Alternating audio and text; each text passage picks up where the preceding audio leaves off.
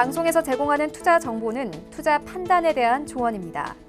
방송에서 제공하는 주식의 가치, 가격 상승 및 가격 하락에 대해서는 방송사에서 보장하지 않습니다.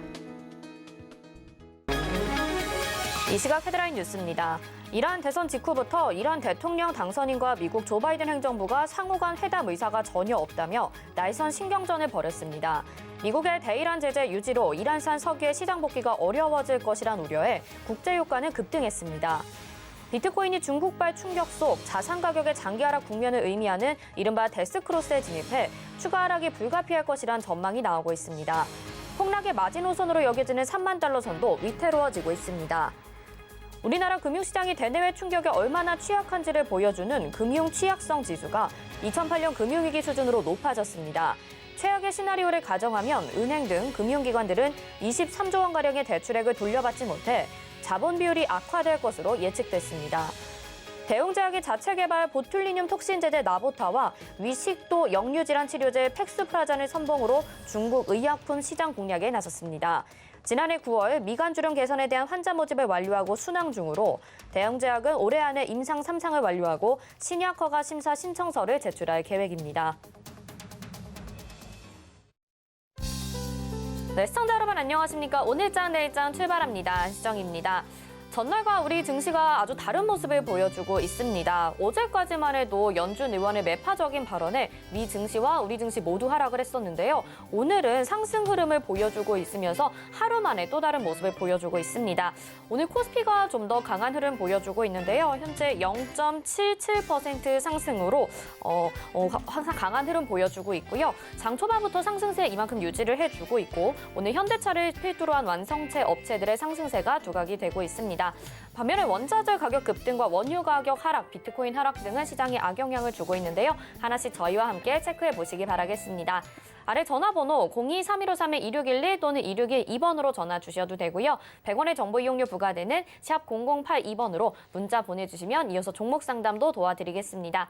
또 금일본 방송에서 제공해드리는 정보는 투자 판단에 대한 조언입니다. 해당 종목의 가치와 수익률 보장해드리지 않는다는 점 참고하시길 바라겠습니다. 자, 그럼 이 시각에 상승하는 업종과 하락하는 업종 좀 더 자세히 알아봐야겠죠? 이 시각 시황 브리핑 이용석 캐스터가 전해드립니다. 안녕하세요. 캐스터 이용석입니다. 현재 양시장 모두 빨간불 켜고 있습니다. 코스피 지수부터 살펴보겠습니다.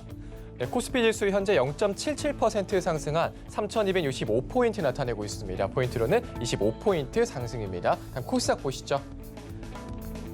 네, 오전장까지 파란불 켜던 코스닥 지수 현재 빨간불로 돌아섰습니다. 0.16% 상승한 1,012포인트 나타내고 있고요. 포인트로는 1포인트 상승입니다. 다음 수급 보겠습니다. 먼저 코스피 수급입니다. 기관과 외국인이 사주고 있습니다. 기관이 511억 원 매수세, 외국인이 2,552억 원 매수세 나타내고 있고요. 개인이 3,194억 원 매도세 나타내고 있습니다. 다음 코스닥입니다. 네, 방향을 좀 달리하고 있습니다. 코스피와는 개인이 2,287억 원 매수세 보이고 있고요. 기관이 277억 원, 외국인이 1,951억 원 매도세 나타내고 있는 상황입니다. 다음 특징적인 테마 업종 살펴보겠습니다.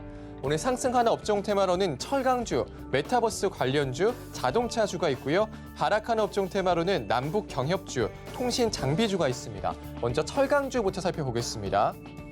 최근 계속해서 조정받던 철강주인데요. 주요 철강 업체들이 올 2분기 호실적을 보일 것이라는 증권가의 관측에 오늘 상승세 나타내고 있습니다. 현재 동국제강이 5.29% 올려 세운 21,900원에 거래되고 있고요. 세아베스틸 6%의 강세, 대한제강이 7.8% 올려 세우면서 현재가 22,800원 보이고 있습니다. 한국철강이 4%의 강세, 포스코 강판이 8.31% 상승한 67,800원에 거래되고 있습니다. 자, 이어서 메타버스 관련주 살펴보겠습니다. 정치권의 메타버스 정책 홍보에 힘입어서 메타버스 관련주들 오늘 상승세 나타내고 있습니다. 이낙연 더불어민주당 전 대표가 네이버의 메타버스 서비스인 제페토를 통해서 국가 비전인 내 삶을 지켜주는 나라를 공개했고요. 박용진 더불어민주당 의원도 메타버스 대선 캠프를 출범시키면서 오늘 메타버스 관련주들 상승세 나타내고 있습니다. 자이언트 스텝이 현재 11.13% 상승한 55,400원에 거래되고 있고요. 선익시스템 현재 14% 상승, 그리고 한빛소프트 6%, 옵티시스가 29.95% 올려 세우면서 현재 상한가 기록을 하고 있습니다. 네, YJ게임즈까지 현재 4%의 강세 나타내고 있습니다. 자, 이어서 자동차주 살펴보겠습니다. 네, 오랜만에 빨간불 모두 켜고 있는데요. 현재 현대차가 3.43% 상승한 24만 1,000원에 거래되고 있습니다. 로봇 사업 등 미래 사업 개발에 박차를 가하고 있는 현대차, 기아차인데요. 현재 기아가 2.63% 상승하면서 89,700원, 현대모비스 3%의 강세, 만도도 3%, 현대위아가 6.49% 상승한 10만 5,000원에 거래되고 있습니다. 자동차주까지 살펴봤고요. 다음 하락하는 업종 테마 살펴보겠습니다. 오늘 남북 경협주 하락세 나타내고 있습니다. 북미 대화 기대감에 최근 상승세 보였던 남북 경협주 오늘은 조정받고 있는데요. 아난티가 3.06% 하락한 11,100원에 거래되고 있고요. 일신석재가 3%, 그리고 조비도 3% 약세 보이고 있습니다. 히림이 1.89% 하락한 8,310원에 거래되고 있고요. 인디에프가 2.95% 빠지면서 현재가 1,645원 나타내고 있습니다. 자, 이어서 통신 장비주 살펴보시죠. 통신 장비도 최근에 또 꾸준히 올랐었죠. 오늘은 조정받는 모습 보이고 있습니다. RFHIC 현재 2.58% 조정받으면서 39,700원에 거래되고 있고요. 에이스테크가 2% 약세, 서진시스템 2%, RF머티리얼즈까지 2% 약세 나타내고 있습니다. 그리고 PPI의 낙폭이 큽니다. 현재 8.46% 하락한 9,520원에 거래되고 있습니다. 자, 그리고 오늘 넥스턴바이오 살펴보겠습니다. 넥스턴바이오 주가가 당뇨 치료제 국내 임상 협력사 물색 소식이 알려지면서 강세 나타내고 있습니다. 현재 29.63% 올려 세우면서 11,200원의 상한가 기록하고 있는데요. 넥스턴바이오가 최대 주주인 미국 로스비보 테라피틱스가 신약 후보 물질인 국내 임상을 진행한 협력사를 물색 중이라는 소식이 전해지면서 넥스턴바이오 오늘 상한가 기록하고 있는 상황입니다. 네, 지금까지 시황과 특징적인 업종 테마 살펴봤습니다.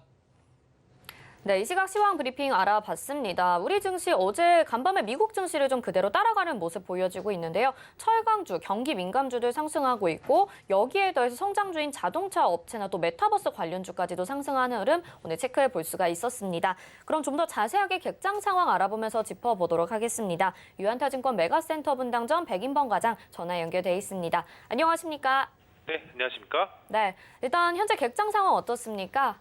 네, 앞서 말씀하셨던 분위기가 좀 시장에도 그대로 투영되는 모습이다 말씀드릴 수가 있을 것 같고요. 외국인과 기관 모두 오늘 동일한 매매 방향 보여주고 있습니다. 거래소에선 매수, 코스닥 시장에선 매도세를 좀 보여주고 있는 모습인데요.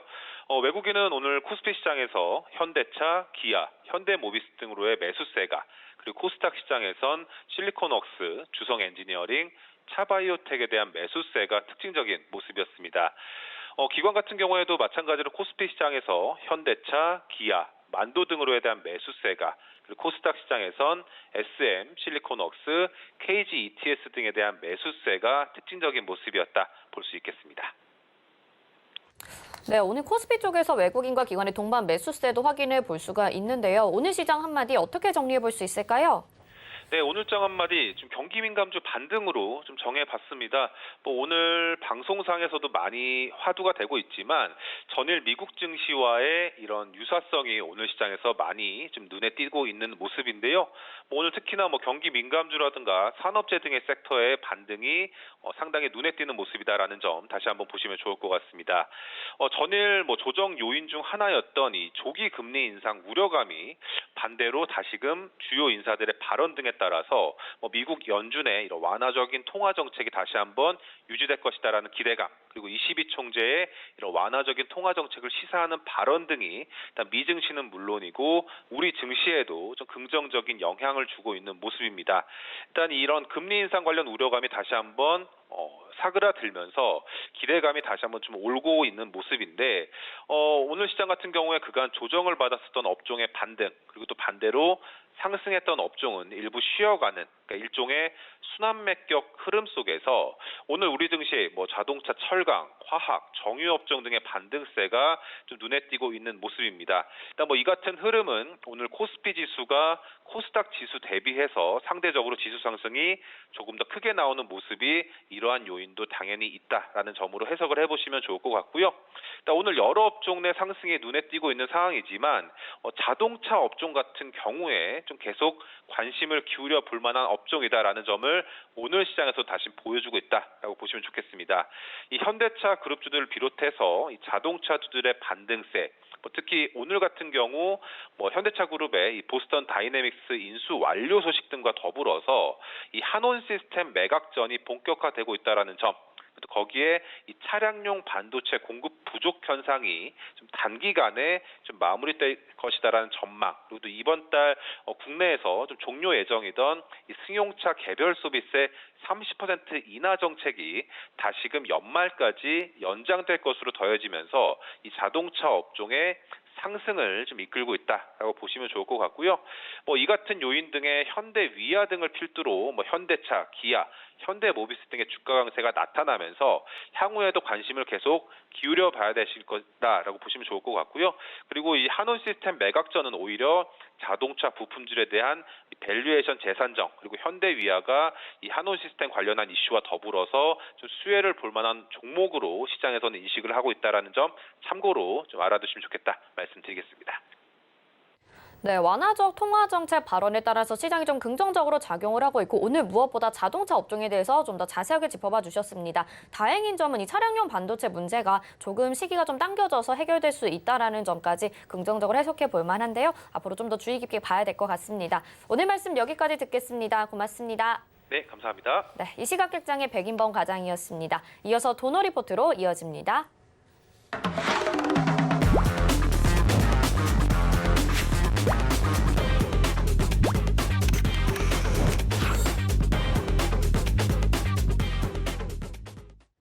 네, 통곡자 없는 포트폴리오 만들어드리는 시간입니다. 도너 리포트, 오늘도 샘플러스 이주연 전문위원과 함께합니다. 어서 오세요. 네, 안녕하세요. 네, 운영 원칙 먼저 만나보겠습니다. 도너 리포트 운영 원칙입니다. 일주일에 2종목만 공개 변경하죠. 종목 공개 요일은 매주 월요일과 또 게릴라성으로 한 요일에 공개가 됩니다. 종목 공개 시 방송에서 2종목을 소개해드리는데요. 그중에서 편입될 종목은 방송 끝나고 3시에 서울경제TV 오늘장 내일장 노란톡방에서 공개하죠. 노란톡 검색창에 서울경제TV 오늘장 내일장 검색하시고 입장하시면 되겠습니다.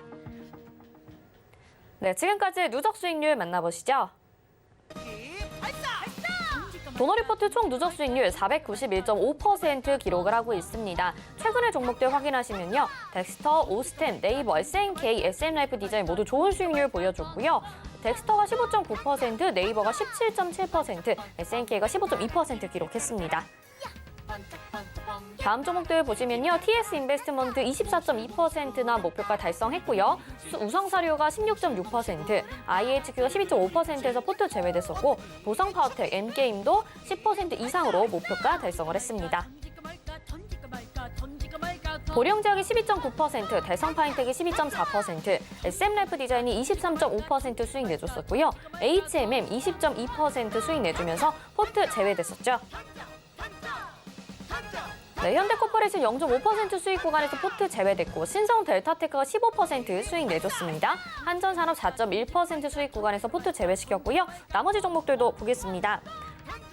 대성창투 보셨고요. 금호석유, 한일네트워스는 손절가 터치했었죠. 남해화학이 8.9% 수익 내주면서 목표가 달성했고요. 서한기계공업이 16.4% 수익률 기록하면서 목표가 달성하고 나왔습니다. 현재 포트 보겠습니다. 네, 현재 총 3종목 담겨 있습니다. 메디포스트, 대상 이렇게 담겨 있고요. 어제 보령제약 새로 또 편입이 됐죠. 1.7% 지금은 손실 중입니다. 네, 도너 리포트에 있는 종목들 하나씩 AS 받아보기 전에 오늘 이제 시장에 대해서 조금 더 전해드리고 가도록 하겠습니다. 오늘 지금 들어온 소식도 있고요. 오늘 시장에 대해서 질문을 좀 드려보자면 어제 이주연 위원님이 말씀하시기로 델타 변이 바이러스 때문에 시장에 불확실성이 남아있다고 말씀을 해주셨어요. 그런데 이 델타 변이 바이러스 어제 미국 증시도 경기 민감주 위주로 상승을 했고 우리 시장도 변이 바이러스 위험에도 불구하고 오늘 상승하고 있습니다. 시장에 대한 점검도 들어보고요. 또 아래 하단 속보까지 확인하시죠. 네이버가 이베이코리아 인수 참여 않기로 했다는 소식까지 전해지고 있습니다. 시장과 관련된 자세한 내용 위원님 짚어주시죠. 네, 델타 변이 바이러스 관련해서 제가 생각했을 때는 이게 조금 시장을 흔들 수 있는 그런 악재가 될 수 있지 않겠나 하는 생각을 좀 가지고 있고요. 이 부분이 지금 추후 좀 더 시장이 진행이 되는 상황을 보고 판단을 내려야 될 것 같다라는 생각이 듭니다.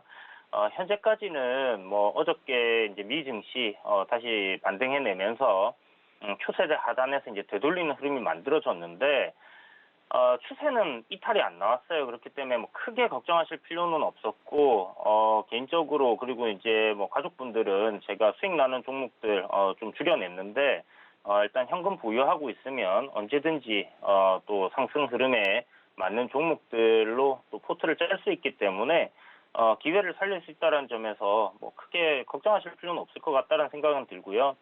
보시는 것처럼 이제 조금 한 3월 달부터 지금 저점을 만들어낸 이 추세 라인을 지속적으로 좀 지켜주고 있는 그런 상황이다라고 보시면 될 것 같은데, 이 추세의 흐름을 깨지 않는다면 시장은 완만하게 잔잔하게 계속 상승을 할 거다라고 이야기를 드렸고요.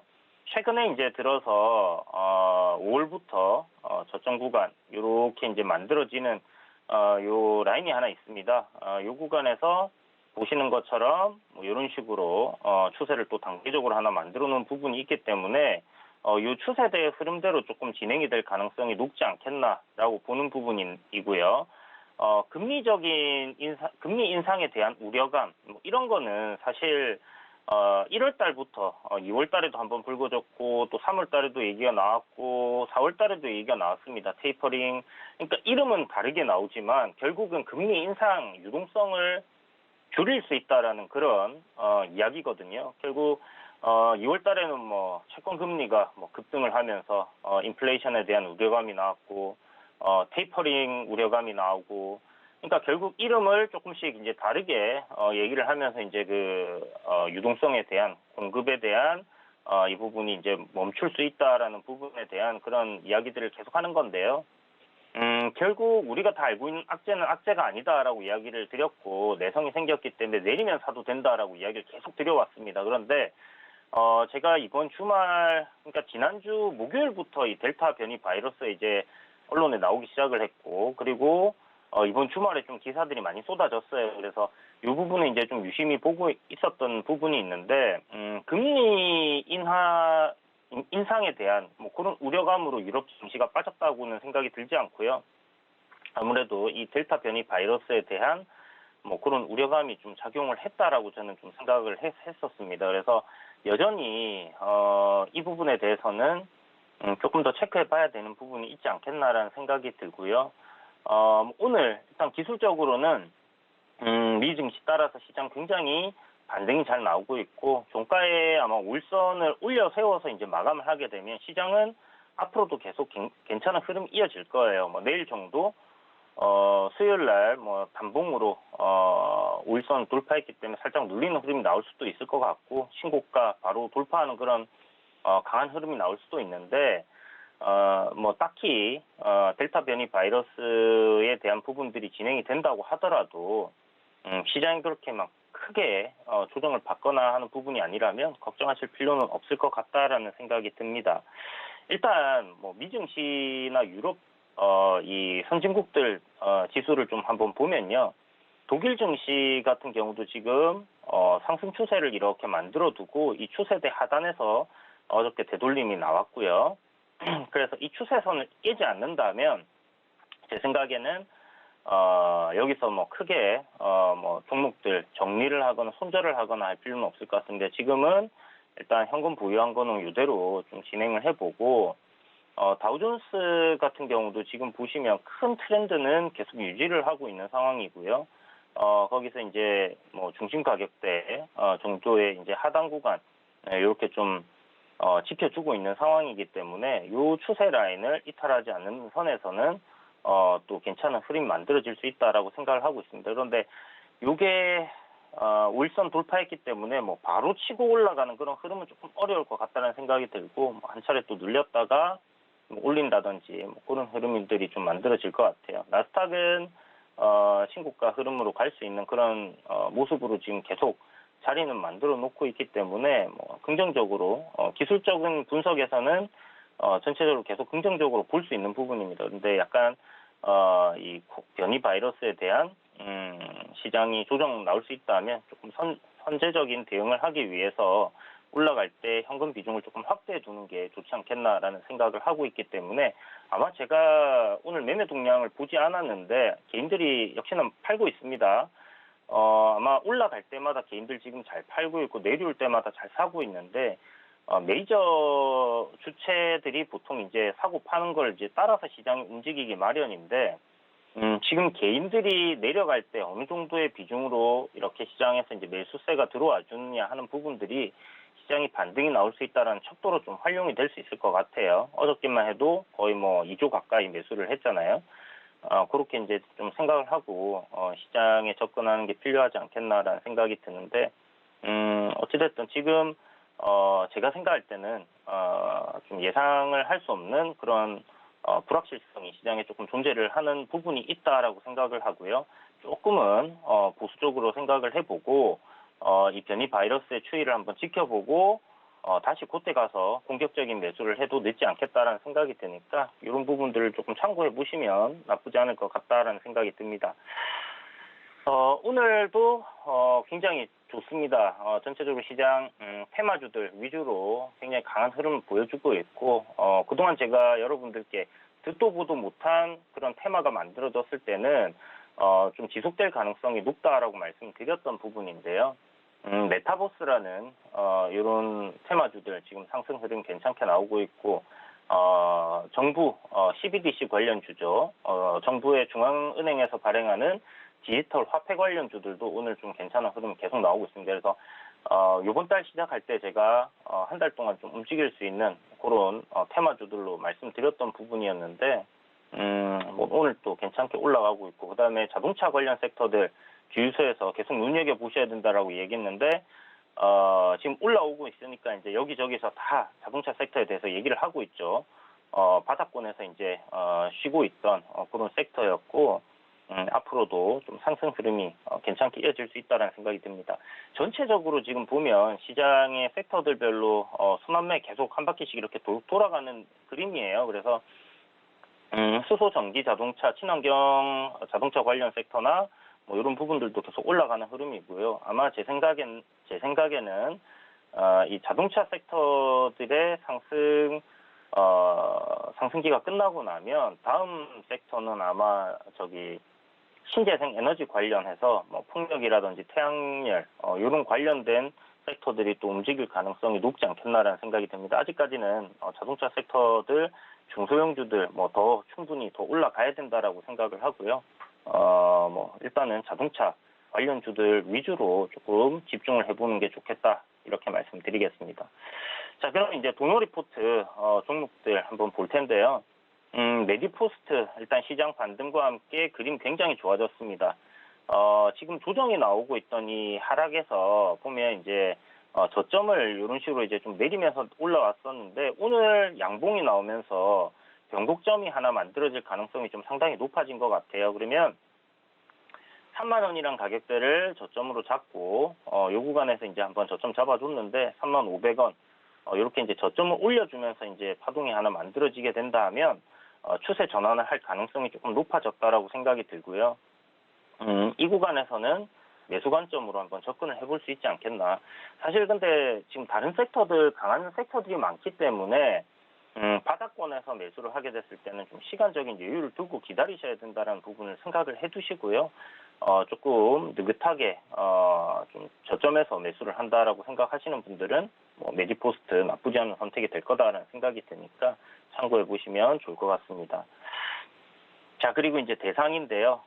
식품 관련주들, 식료품 관련주들 이야기를 드렸습니다.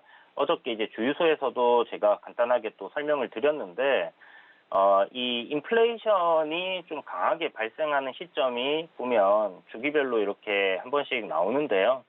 전체적으로 이번처럼 이렇게 원자재 가격 상승과 함께 이런 곡물 가격들 상승이 크게 나왔을 때는 보통 인플레이션이 이제 발생하는 뭐 그런 시점이다라고 보시면 될 것 같고 돈의 가치가 이제 떨어지는 부분들 뭐 그런 부분 때문에 결국은 상품 가치들이 상승을 하게 됩니다. 원자재 가격이 이제 상승을 하게 되면 기존에 이제 이런 음식료 만드는 회사들 같은 경우에 특히 이제 곡물 가격 상승하고 이런 부분들 그리고 이제 기업들 원자재 가격을 구입을 해서 뭐 제조를 해야 되는 그런 기업들 같은 경우는 마진폭이 굉장히 줄어들게 돼요. 그렇기 때문에 이런 부분들을 상쇄하기 위해서 뭐 시멘트라든지 뭐 철강이라든지 이런 슈티제 나는 종목들은 사실 원자재 가격 상승과 함께 연동을 해서 뭐 상품 가격을 올렸다 내렸다를 뭐 다른 상품들보다는 조금 더 쉽게 할 수 있는 부분이 있는데 음식료 관련된 부분들은 이게 쉽지가 않습니다. 그래서 인플레이션이 올 때 눈치를 보고 있다가 이런 상품들 상승을 시키고요, 인상을 시키고요. 그리고 나서 결국 그 원자재 가격이 이제 하락을 하게 되면 이런 상품들에 대한 판매하고 있는 상품들에 대해서 인상을 시킨 가격을 다시 조정시키지는 않아요. 우리가 기억하실 뭐 나이가 좀 연세가 있으신 분들은 아시겠지만 어릴 때 이제 뭐 쭈쭈바 같은 거 한 50원 주고 사 먹었던 뭐 그런 아이스크림 가격이 지금 50원 하지 않는 것처럼 초코파이 가격이 예전에 가격과 비교해서 굉장히 많이 오른 거 이런 것들 다 알고 계실 겁니다. 라면 가격도 우리 어릴 때 먹던 그런 가격과는 지금 차이가 많이 나 있는 상황이고요.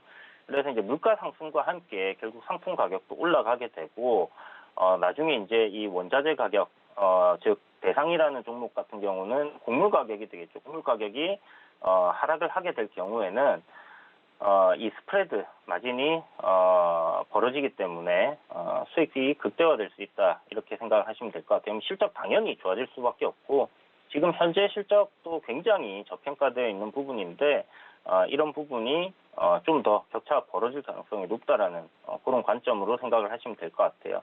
아마 올해 사상 최대 실적을 찍을 것 같은데 그렇게 될 경우 뭐 주가 앞으로 상승할 가능성 높다 생각하시고 지금 저점 관점으로 분할 매수 계속해서 여러분들 천천히 모아가신다면 좀 마음적으로 여유를 가지시고 보실 수 있는 뭐 그런 안전한 종목이고 실적도 탄탄한 종목이기 때문에 뭐 하나도 걱정하실 필요 없는 그런 종목을 포트에 하나 음식료 관련주로 넣는다면 이 종목을 담아두시면 괜찮을 것 같다라는 생각이 듭니다.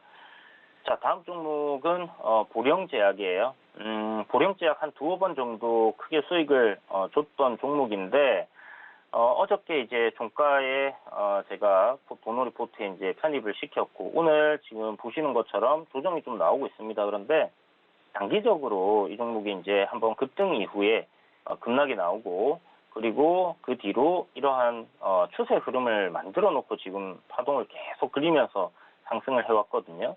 그래서 이 추세대 흐름을 이어서 계속 움직일 가능성이 높다라고 생각이 들고 어저께 제가 이제 편입시켰던 부분은 이 추세대 상단에서의 조정 그리고 오늘 시가부터 좀 상승을 시켜서 좀 강하게 치고 올리는 흐름이 나올 수 있는 그런 위치였다라고 생각을 했습니다. 그런데 뭐 보시는 것처럼 이제 조정이 나오고 있는 상황이죠.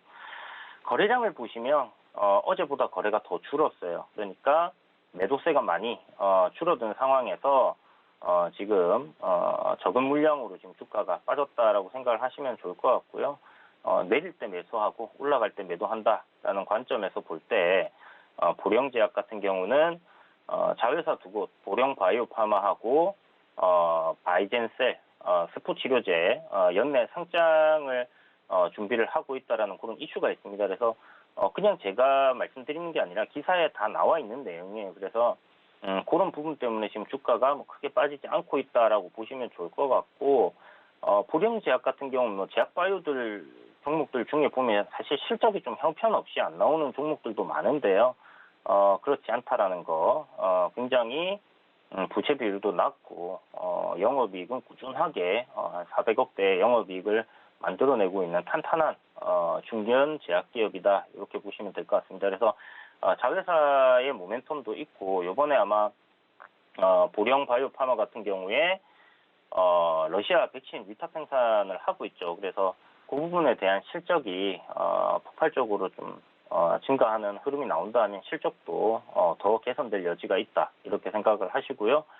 뭐 이 회사 보령 바이오파마가 뭐 올해 상장을 한다고 하니까 이 모멘텀은 제가 봤을 때 당분간 지속될 가능성이 높다라는 점에서 저점 매수 기회로 한번 활용하신다면 추후에 또 한 번의 시세를 또 주지 않겠나라는 생각이 듭니다. 시간이 뭐 조금 더 걸릴 수도 있겠지만 한번 지켜봅시다. 이 추세 라인 그리고 손절 라인 단기적으로 이탈하지 않는다면 제 생각에는 괜찮은 공략주가 될 것 같아요.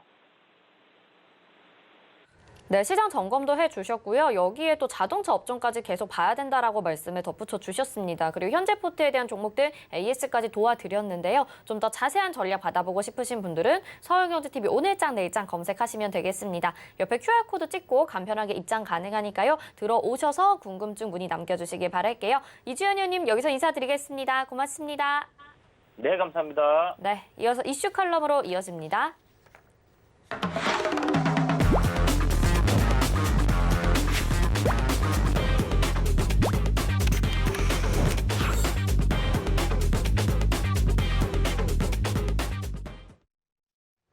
네, 시장 핵심 이슈 짚어보는 이슈 칼럼 시간입니다. 오늘은 GFM 투자연구소의 이진호 소장과 함께합니다. 어서 오세요. 네, 안녕하세요. 네.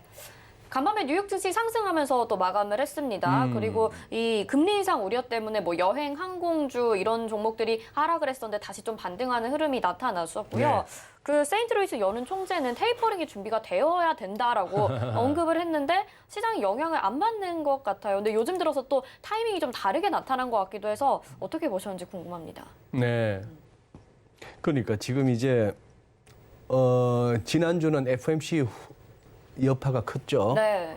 미국 현지 시간으로 그래서 목금 거기다가 금요일은 뉴욕 증시는 또 선물 옵션 만기일까지 겹치다 보니까 그 사흘 동안에 이렇게 상당히 시장 급락이 있었고 그것이 우리 이제 아시아는 주초 어제 뭐 니케이는 뭐 한때 1000포인트 3.8%도 빠지고 했잖아요. 네.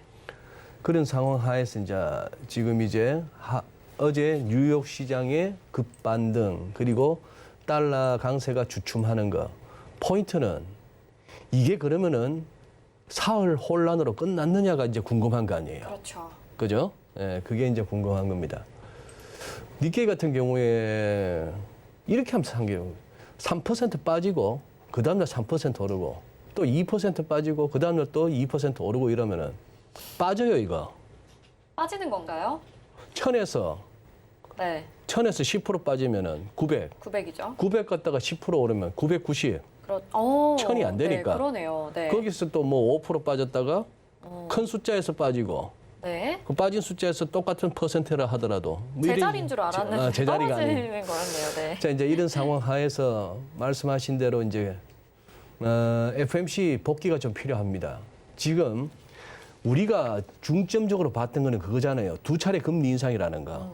그죠? 첫 번째 슬라이드 보시면은 모든 이렇게 월가 매체들이 지금 블룸버그의 헤드라인은 이런 거 아닙니까? 연준은 내다보기를 2023년 말까지는 두 번의 금리 인상을 내다보고 있다 이런 얘기예요. 그리고 이 표현 블룸버그가 빠뜨리지 않고 썼습니다. Inches towards taper. 테이퍼링에 조금 더 다가간 거예요.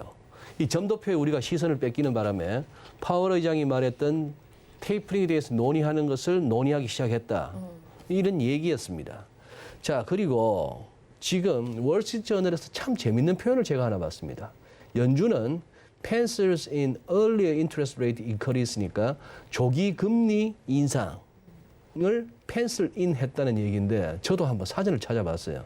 그랬더니만 의미가 그거랍니다. 확실하게 될지 안 될지는 몰라도 일단 정해놓는 거랍니다. 체크를 해놓는 거라고 약속. 생각하면 되나요? 네. 뭐 내일 가봐서 해야 되겠지만 우리 내일 회의하자 이런 거. 아니면은 아마 이게 가장 비슷한 예일 것 같아요. 제가 예를 들어서 수정앵커하고 진짜 밥을 먹고 싶다. 그렇다면은 야 우리 밥 안 먹자로 끝나는 게 아니고 네. 바로 일정을 잡겠죠. 일정 잡겠죠. 네네. 캘린더에다 저장하겠죠. 그렇죠. 그게 아니고 우리 흔히 하는 빈말. 야 우리 언제 밥 안 먹자. 밥안 먹자. 언제 한가할 때 한번 보자. 네. 이 정도의 조기금리 인상의 그거단 말입니다. 아, 네네. 자, 지금 보시면은 이거에 우리가 다들 놀란 거 아니에요? 그 다음 슬라이드. 이번 점도표가 2023년에 이렇게 중간값이 제로금리에서 두 클릭이나 올라가서 25p씩 한다면 두 번씩이나 올리는 쪽에 중간값이 같단 말이에요. 그 다음 슬라이드 보시면은 이게 지난 3월이었습니다. 그 다음 슬라이드입니다. 3월 FOMC에서는 이렇게 해서 금리 인상하자고 했던 사람이 7명에 불과했는데 다시 6월 거로 돌아오자면은 훨씬 많은 사람들이 특히 이 여기 2명은 금리 6번 올리자고로 찍어놨네요. 그런 네. 상황이었습니다. 자, 그리고 제임스 블라드 얘기를 하셨는데 이 제임스 블라드는 자칭 인플레이션의 북극성이라 해서 그걸 했는데 인플레이션에 대해서 굉장히 자기가 신경을 많이 쓰는 사람처럼 해왔는데 금융위기 이후로는 자주 왔다 갔다 그 스탠스가 바뀌긴 했습니다만 그래도 완화적인 통화 정책에 굉장히 지지하는 쪽이었어요. 오죽하면 우리 국내 매체에서 왕비둘기였는데 블러드 총재도 매로 돌변했다. 돌변했네요. 네. 점도표에서 2023년이라고 했는데 제임스 블라드는 지난 주말 CNBC 인터뷰에서 첫 번째 금리 인상은 2022년에도 올지도 모르겠다. 이렇게도 내다본다는 거예요. 다른 사람도 아닌 제임스 블라드. 12개 지역 연방은행 총재 가운데 왕고참. 경력으로 보나 뭐 나이로 보나 연륜으로 보나 그랬던 사람. 더군다나 비둘기인 줄 알았더니 이런 식이었습니다. 자, 그래서 아까 말씀드린 대로 이거예요. 지금 시장이 그러면은 한 사흘 그걸로 끝났느냐. 다우지수 한번 보시죠. 다우지수 보시면은 여기 거래량에서 끝에서 두 번째가 빨딱 이렇게 거래량이 섰던 거는 그날 옵션 만기일 영향이 컸습니다. 자, 지금 보시면은 어제는 양봉이 꽤나 큰 게 나오면서 이틀치 하락폭을 거의 다 회복하듯이 나왔습니다만 지금 10월 30일 이후에 이 추세선을 갖다가 깨고 내려왔던 게 수목금이에요. FMC가 결국 이 선을 갖다가 깨고 내려왔던 겁니다. 네. 그 이전에도 다우지수는 조금 뭐예요? 힘이 좀 붙이는 모습이었죠.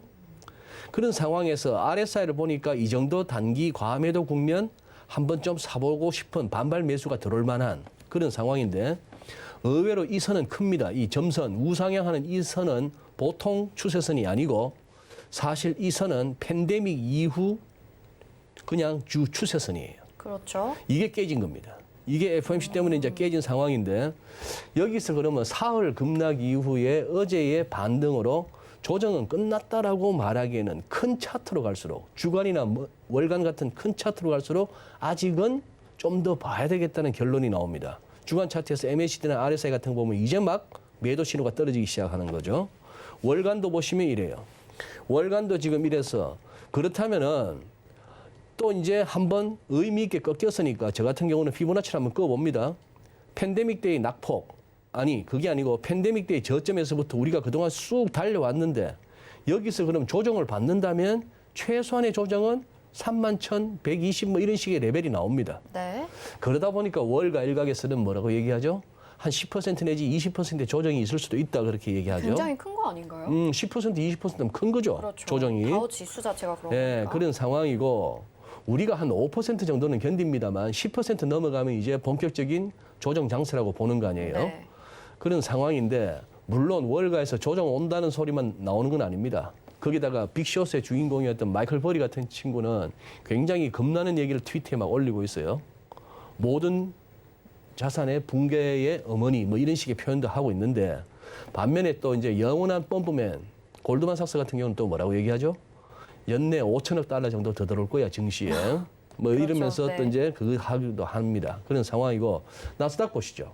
그동안 몇 차례 말씀드렸던 이 승부가 아직 확인이 안 됐습니다.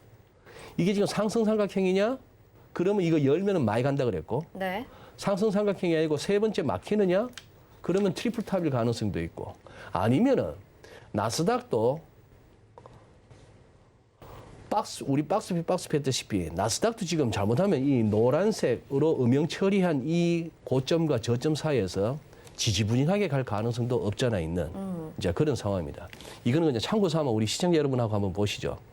자, 나스닥이 잘 가려면 이런 애들이 잘 가야 되는데 애플 한번 보실까요? 월간 차트입니다. 월간 차트 보시면은 이 부분 자 MACD나 RSI 이런 상황 하에서 월간 차트의 월봉이 이런 모습입니다. 뭐 어떻다 말다 말씀은 못 드리겠는데 느낌을 한번 보시죠. 뭔가 이렇게 참 응집되어 있으면서 고민이 크겠죠. 누가 좀 사줬으면 싶은 사람들은 뭐죠? 지금 들고 있는 사람들. 특히 이 정도 뭐 80불, 100불 이 정도에서 샀던 사람들 같으면은 지금이라도 사주면 좋겠는데 그렇죠. 지금 이제 막 이 근방에서 지금 사들고 있는 사람들은 그러고 나서 잘 가지도 않고 그죠? 마치 8만 원대 후반에서 삼성전자 사들고 있는 분들과 비슷한 느낌이 애플 주주들 가운데 많을 것 같아요. 그렇네요. 그런 상황에 아마존도 마찬가지입니다. 지금 이게 캔들이 몇 개입니까? 하나, 둘, 셋, 넷, 다섯, 여섯, 일곱, 여덟, 아홉, 열, 열한. 12개월째 이러고 있는 겁니다. 1년 내내. 네.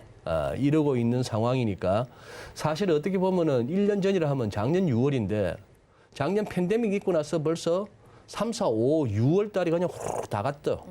다 가고 나서 그때 우리가 기술주 무슨 뭐 언택트주 이러면서 했는데 그때 이후로는 그냥 계속 이 상황인 겁니다. 이런 상황 하에서 지금 이제 더 가자니 테이퍼링 얘기 나오고 금리 인상 얘기 나오고 그런 상황이고 여기서 그렇다고 털고 던지자니 아쉽고 던지고 나서 내가 뭐지 그걸로 싶은 생각도 들고 그렇죠. 뭐 그러니 시장이 지금 좀 애매한 상황에 와 있다고 봐야죠. 네. 그 개인 투자자들도 혼란스러운 것이고 주요 경제 인사들도 서로 갑론을박이 다르니까 맞아요. 지금 예측하기가 정말 힘든 시장이지 않나라는 생각이 듭니다. 이것도 한번 잠깐 보고 넘어갈까요? 네네. 다음 질문으로. 그래서 빅스를 한번 살펴봅니다. 나스닥 빅스를. 나스닥 빅스를 보니까 지금 보면 여기 이 부분 훌쩍 뛰었던 왼쪽에 이 부분은 금융위기 때고 그다음에 두 번째 이게 훌쩍 뛰었던 게 작년 팬데믹 때예요. 코로나 터졌을 때. 그 이후에 이 상황입니다.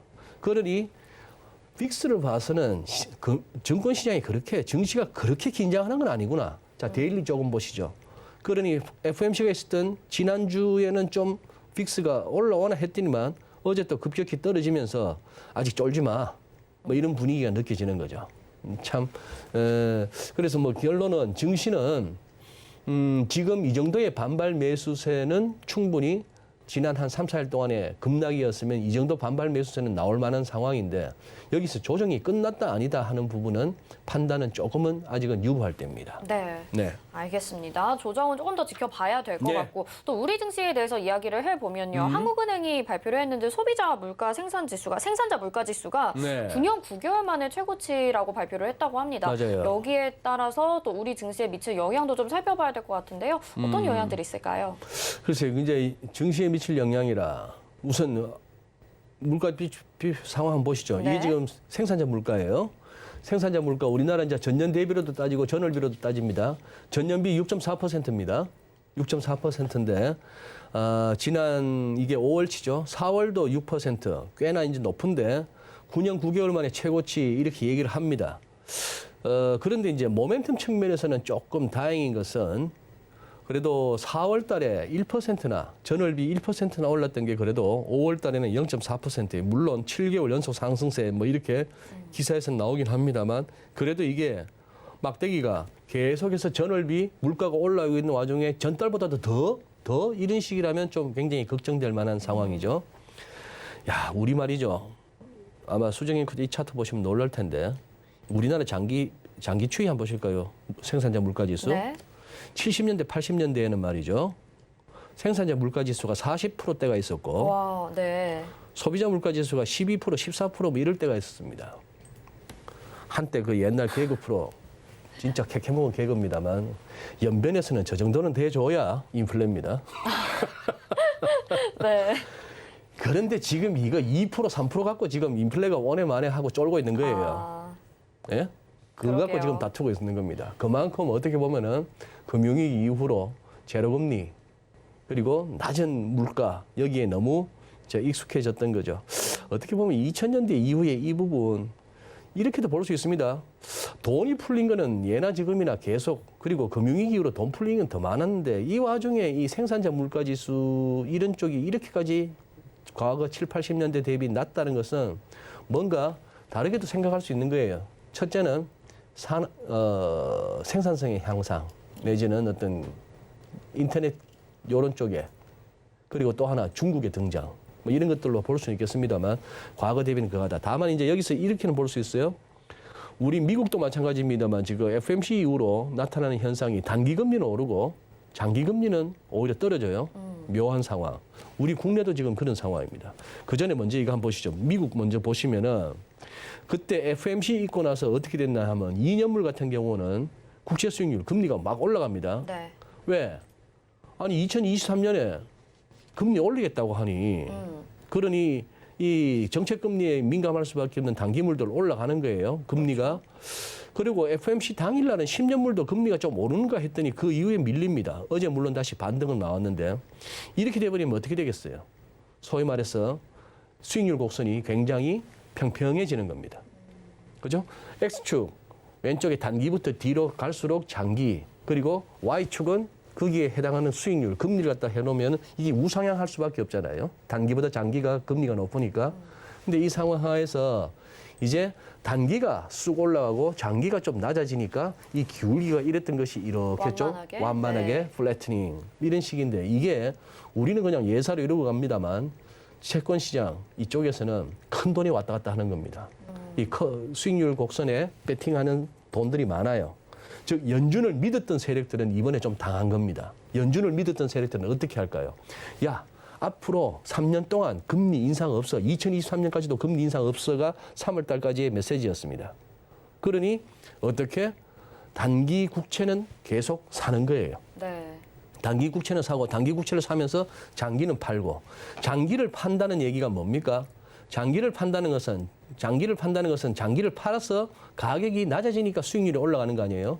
또 이걸 갖고 해석하기로는 금리가 국채 수익률이 올라간다. 이것은 인플레가 예상되기도 하고 경기가 좋아지기도 하고 등등의 해석이었는데, 그렇게 포지셔닝을 했던 선수들 입장에서는, 즉 커브 스티프닝에 이렇게 배팅을 했던 세력들이라면 장기 팔고 단기 사놨던 선수들은 최근 며칠 사이에 굉장히 이쪽에서 터지고 이쪽에서 터진 거예요. 그렇네요. 그 반대의 경우는 또 이익이 나고 그런 상황인데, 마찬가지로 다시 우리 한국으로 왔을 때 우리 한국도 지금 3년물, 2년물 같은 이런 단기물은 금리가 오히려 10년, 30년, 20년짜리보다 더 올라갑니다. 이 얘기는 결국 우리 한국에도 금리 인상이 가까워졌다라고 채권 시장은 프라이싱하고 있다. 이렇게 결론 지을 수 있겠습니다. 네.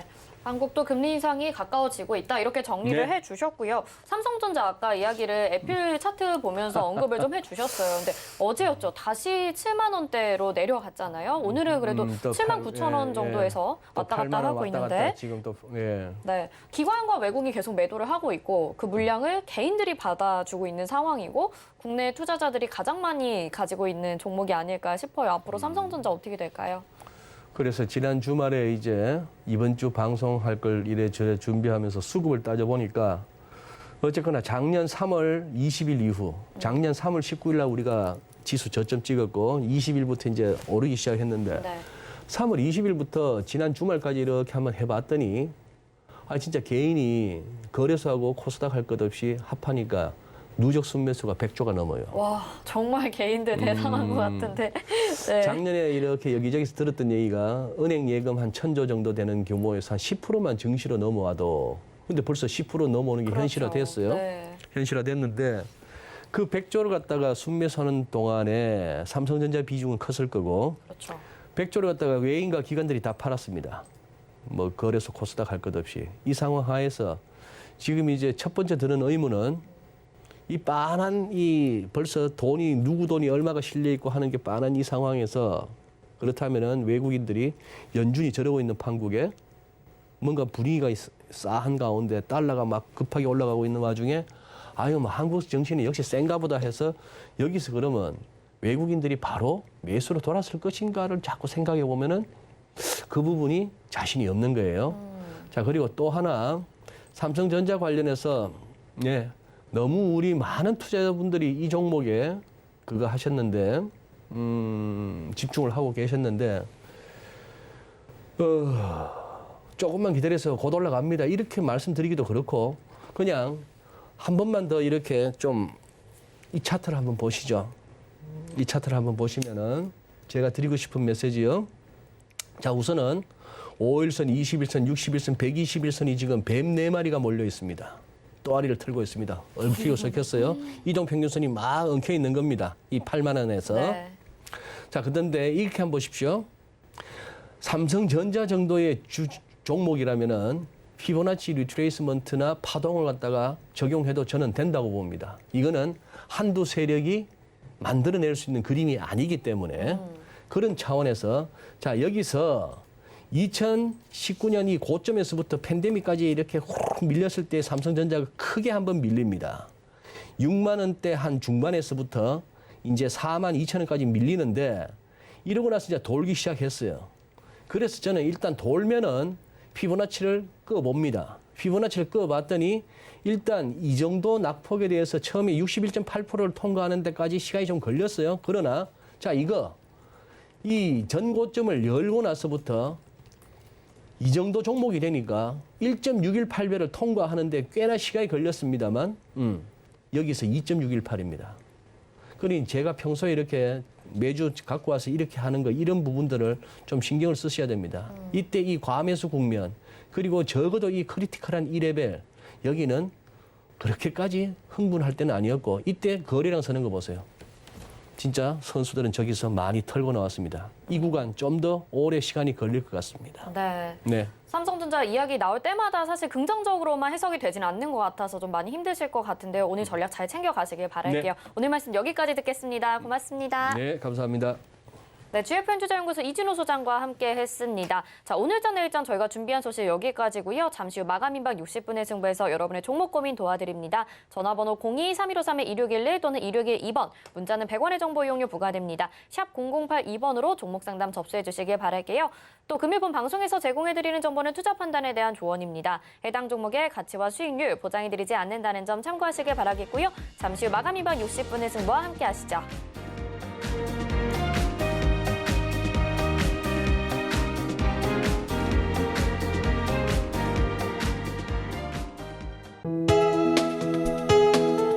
본 방송에서 제공하는 투자 정보는 투자 판단에 대한 조언입니다. 방송에서 제공하는 주식의 가치, 가격 상승 및 가격 하락에 대해서는 방송사에서 보장하지 않습니다.